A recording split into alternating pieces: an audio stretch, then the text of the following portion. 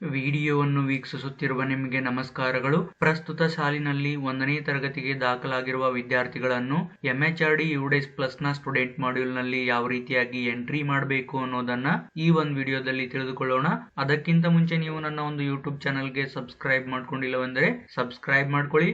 ನೀವು ಸಬ್ಸ್ಕ್ರೈಬ್ ಮಾಡುವುದರಿಂದ ಇನ್ಮುಂದೆ ನಾನು ಅಪ್ಲೋಡ್ ಮಾಡುವ ವಿಡಿಯೋಗಳು ನಿಮಗೆ ನೋಟಿಫಿಕೇಶನ್ ಅಲ್ಲಿ ಸಿಗುತ್ತವೆ. ಆ ವಿಡಿಯೋಗಳನ್ನು ನೀವು ತಕ್ಷಣಕ್ಕೆ ನೋಡಬಹುದು. ಹಾಗೆ ಈ ಒಂದು ವಿಡಿಯೋ ನಿಮಗೆ 1ನೇ ತರಗತಿಗೆ ಎಂಟ್ರಿ ಮಾಡಲು ಸಹಾಯ ಆಯಿತು ಅಂತಂದ್ರೆ ಒಂದು ಲೈಕ್ ಅನ್ನ ನೀಡಿ. 1ನೇ ತರಗತಿಯ ವಿದ್ಯಾರ್ಥಿಗಳನ್ನು ಎಂಟ್ರಿ ಮಾಡಲು ನಿಮ್ಮ ಶಾಲೆಯನ್ನು ಸ್ಟೂಡೆಂಟ್ ಮಾಡ್ಯೂಲ್ ನಲ್ಲಿ ಲಾಗಿನ್ ಆಗಿ ಈ ಒಂದು ಸ್ಕೂಲ್ ಡ್ಯಾಶ್ ಬೋರ್ಡ್ ನಲ್ಲಿ ವ್ಯೂ ಸೆಕ್ಷನ್ ವೈಸ್ ಬಟನ್ ಮೇಲೆ ಕ್ಲಿಕ್ ಮಾಡಿ. ಅವಾಗ ನಿಮ್ಗೆ ಈ ರೀತಿಯಾಗಿ ಒಂದು ಟೇಬಲ್ ಡಿಸ್ಪ್ಲೇ ಆಗುತ್ತೆ. ಇದರಲ್ಲಿ 1ನೇ ತರಗತಿಯ ಮುಂದಿರುವಂತಹ ಯಾಡ್ ಸ್ಟೂಡೆಂಟ್ ಬಟನ್ ಮೇಲೆ ಕ್ಲಿಕ್ ಮಾಡಿ. ಅವಾಗ ನಿಮ್ಗೆ ಯಾಡ್ ನ್ಯೂ ಸ್ಟೂಡೆಂಟ್ ಅನ್ನುವ ಒಂದು ಫಾರ್ಮ್ ಈ ರೀತಿಯಾಗಿ ಡಿಸ್ಪ್ಲೇ ಆಗುತ್ತೆ.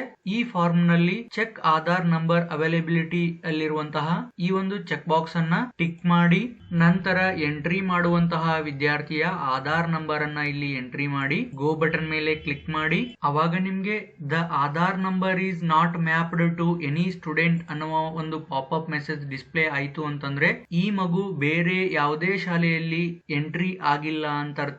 ಅವಾಗ ನೀವು ಈ ಒಂದು ಓಕೆ ಬಟನ್ ಮೇಲೆ ಟ್ಯಾಪ್ ಮಾಡುವುದರ ಮೂಲಕ ಆ ಮಗುವಿನ ಎಲ್ಲ ಇನ್ಫಾರ್ಮೇಶನ್ ಗಳನ್ನ ಎಂಟ್ರಿ ಮಾಡುವುದರ ಮೂಲಕ ಸೇವ್ ಬಟನ್ ಮೇಲೆ ಕ್ಲಿಕ್ ಮಾಡಿದಾಗ ಆ ಒಂದು ಮಗು ನಿಮ್ಮ ಶಾಲೆಯಲ್ಲಿ ಎಂಟ್ರಿ ಆಗುತ್ತೆ. ಸಪೋಸ್ ನಿಮ್ಗೆ Aadhaar number is already registered with some other student ಅನ್ನುವ ಒಂದು ಪಾಪ್ ಅಪ್ ಮೆಸೇಜ್ ಬಂತು ಅಂತಂದ್ರೆ ಈ ಒಂದು ಓಕೆ ಬಟನ್ ಮೇಲೆ ಕ್ಲಿಕ್ ಮಾಡಿ.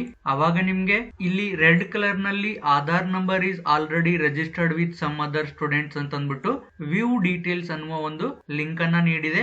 ಈ ಒಂದು ವ್ಯೂ ಡೀಟೇಲ್ಸ್ ಮೇಲೆ ನೀವು ಕ್ಲಿಕ್ ಮಾಡಿದಾಗ ನಿಮ್ಗೆ ಟ್ರ್ಯಾಕ್ ಬೈ ಡೀಟೇಲ್ಸ್ ಅಂತ ಅಂದ್ಬಿಟ್ಟು ಒಂದು ಪಾಪ್ ಅಪ್ ಮೆಸೇಜ್ ಬರುತ್ತೆ.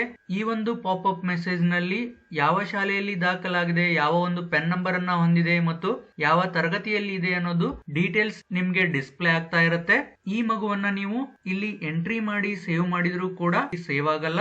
ಆಧಾರ್ ನಂಬರ್ ನ ಎಂಟ್ರಿ ಮಾಡಿ ಗೋ ಅಂದಾಗ the Aadhaar number is not mapped to any student ಅನ್ನುವ ಪಾಪ್ ಅಪ್ ಮೆಸೇಜ್ ಬಂತು ಅಂತಂದ್ರೆ ಓಕೆ ಬಟನ್ ಮೇಲೆ ಟ್ಯಾಪ್ ಮಾಡ್ಕೊಳ್ಳುವುದ್ರ ಮೂಲಕ ಆ ಮಗುವಿನ ನೇಮ್ ಅನ್ನ ಇಲ್ಲಿ ಎಂಟ್ರಿ ಮಾಡಬೇಕು, ಜೆಂಡರ್ ಅನ್ನ ಸೆಲೆಕ್ಟ್ ಮಾಡ್ಕೊಳ್ಬೇಕು ಮತ್ತು ಡೇಟ್ ಆಫ್ ಬರ್ತ್ ಅನ್ನ ಎಂಟ್ರಿ ಮಾಡಬಹುದು. ಅಥವಾ ಇಲ್ಲಿರುವಂತಹ ಐಕಾನ್ ಮೇಲೆ ಟ್ಯಾಪ್ ಮಾಡುವುದರ ಮೂಲಕ ಡೇಟ್ ಆಫ್ ಬರ್ತ್ ಅನ್ನ ಸೆಲೆಕ್ಟ್ ಮಾಡ್ಕೊಳ್ಬಹುದು. ಅದೇ ರೀತಿ ಮದರ್ ನೇಮ್, ಫಾದರ್ ನೇಮ್ ಮತ್ತು ಮಗುವಿನ ಆಧಾರ್ ಕಾರ್ಡ್ ನಂಬರ್ ಅನ್ನ ಇಲ್ಲಿ ಎಂಟ್ರಿ ಮಾಡಬೇಕು.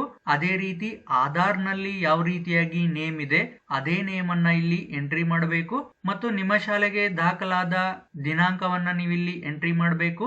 ಹಾಗೆ ಮಗುವಿನ ಮೊಬೈಲ್ ನಂಬರ್ ಅನ್ನ ಎಂಟ್ರಿ ಮಾಡಬೇಕು. ಸಪೋಸ್ ಮಗು CWS ಇತ್ತು ಅಂತಂದ್ರೆ ಎಸ್ ಅಂತ ಸೆಲೆಕ್ಟ್ ಮಾಡ್ಕೊಳ್ಬೇಕು, ಇಲ್ಲ ಅಂತಂದ್ರೆ ನೋ ಅಂತ ಸೆಲೆಕ್ಟ್ ಮಾಡ್ಕೊಳ್ಬೇಕು.